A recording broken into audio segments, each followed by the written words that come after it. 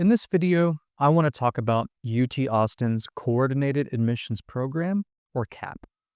I will discuss what CAP is, who it's a good fit for, and who probably shouldn't consider CAP. So first, what is CAP? CAP is by far the most popular and common transfer pathway program. It guarantees admission only to liberal arts majors if you earn a 3.2 GPA at a UT system school during your freshman year. CAP is only offered to Texas residents and not to out-of-state or international students. CAP doesn't require you to submit a separate transfer application or first-time freshman application. Instead, you accept your CAP offer directly on your UT Austin My Status page. You can only select the CAP schools you were offered, but if you rank in the top half of your senior class, every campus should be available. But note that Dallas does not participate. The most in-demand schools by far are the Arlington and San Antonio campuses, so if you prefer these, you and your family must all be on your devices, logged in, and hitting refresh because those spots fill up faster than tickets sold for a Beyoncé concert. During your spring semester at the UT System School, you can try for any first-choice major except for architecture, and you must submit the required transfer statement of purpose essay and your expanded resume. If you select something besides liberal arts, you cannot select economics or psychology as your backup majors, since these tend to be some of the most in-demand liberal arts programs. So, if you want economics or psychology, select it as your first choice, and it should be guaranteed. Although the CAP parameters change slightly from year to year, so this may not be relevant information if you're watching this years down the road. Another pathway program you might encounter is PACE. However, only a few hundred applicants are offered PACE each year, and PACE allows for co-enrollment between ACC and UT Austin. You cannot request PACE, so if it wasn't offered to you, you cannot pursue it. I also want to emphasize that enrolling at ACC provides no transfer admissions advantage.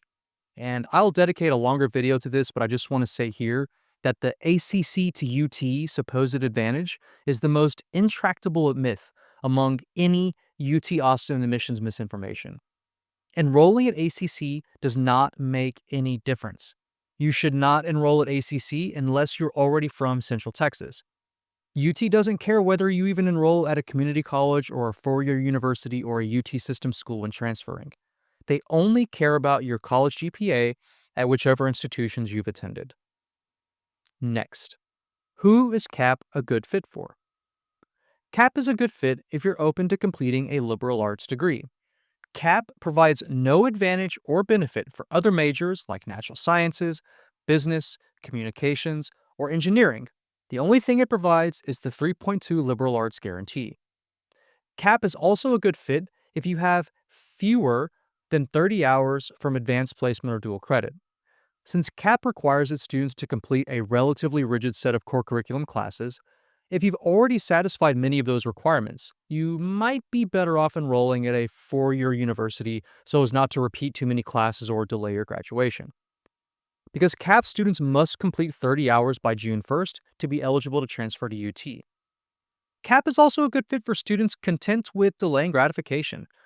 Honestly, it doesn't matter where you begin your degree, but where you complete it. I know it seems like the end of the world to go to San Antonio or Tyler for a year, but honestly, 5 years in the future, it'll seem like a small blip on the radar. Finally, who is CAP not a good fit for? If you want any other majors that isn't liberal arts, CAP is not a good fit for you. Even UT staff will tell you to enroll at a four-year university where they have a guaranteed pathway to earn a degree in the sciences, engineering, or business. So this might mean going to A&M or UT Dallas. Similarly, if you gained admission through top 6%, but were not offered your STEM or business major, you should also strongly consider not enrolling at UT Austin. It's difficult to change your major after arriving at UT.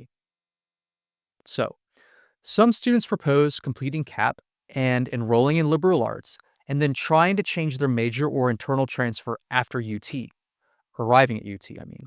But this isn't a good idea, because it might put you in a position of needing to transfer a second time away from UT to earn your desired degree if you don't successfully internally transfer at UT.